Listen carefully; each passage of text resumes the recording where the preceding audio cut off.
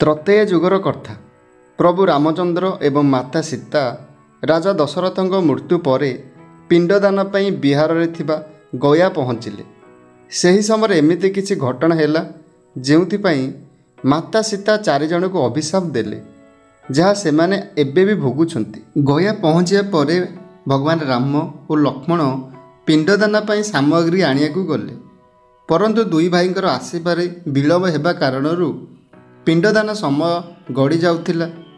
ତେବେ ହଠାତ୍ ରାଜା ଦଶରଥ ସ୍ୱୟଂ ଦର୍ଶନ ଦେଲେ ଆଉ ପିଣ୍ଡଦାନ କରିବାକୁ ସୀତାଙ୍କୁ କହିଲେ। ଦଶରଥଙ୍କ କହିବା ଅନୁସାରେ ସେ ଫାଲ୍ଗୁଣୀ ନଦୀ କୂଳରେ ପିଣ୍ଡଦାନ କଲେ। ରାମ ଲକ୍ଷ୍ମଣ ଆସିବା ପୂର୍ବରୁ ମାତା ସୀତା ପୁରା ବିଧିବଦ୍ଧ ଭାବରେ ପିଣ୍ଡଦାନ କରିଥିଲେ।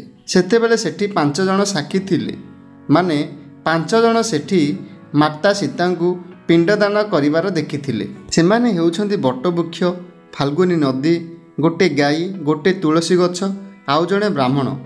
ଯେତେବେଳେ ରାମ ଲକ୍ଷ୍ମଣ ଆସି ମାତା ସୀତାଙ୍କ ପାଖରେ ପହଞ୍ଚିଲେ, ସେ ପିଣ୍ଡଦାନ କରିସାରିଛନ୍ତି ବୋଲି କହିଲେ ଏବଂ ତାଙ୍କ କଥାକୁ ସତ୍ୟ ବୋଲି ବିବେଚନା କରିବା ପାଇଁ ସେ 5 ଜଣଙ୍କୁ ପଚାରିଲେ। ସେମାନଙ୍କ ମଧ୍ୟରୁ 4 ଜଣ ମିଛ କହିଲେ, କେବଳ ବଟବୃକ୍ଷକୁ ଛାଡ଼ି। ତାପରେ ରାଜା ଦଶରଥଙ୍କ ଆତ୍ମା ଆସି ତାଙ୍କ ପିଣ୍ଡଦାନ ସବୁ ବିଧିବଦ୍ଧ ଭାବରେ ହୋଇଛି ବୋଲି ଜଣାଇଲେ। ସେମାନେ ମିଛ କହିଥିବାରୁ ମାତା ସୀତା ସେମାନଙ୍କୁ ଅଭିଶାପ ଦେଇଥିଲେ। ନଦୀକୁ ଅଭିଶାପ ଦେଲେ ଯେ ସେ ସଦାବେଳେ ମାଟି ତଳେ ବହିବ। ଗାଈକୁ ଅଭିଶାପ ଦେଲେ ଯେ ପ୍ରତ୍ୟେକ ଘରେ ତାକୁ ପୂଜା କଲେ ମଧ୍ୟ ସେ ସବୁବେଳେ ଅଇଁଠା ଭୋଜନ ଖାଇବ। ତୁଳସୀକୁ ଅଭିଶାପ ମିଳିଲା କି ଗୟାରେ କୌଣସି ତୁଳସୀ ଗଛ ଉଠିବ ନାହିଁ।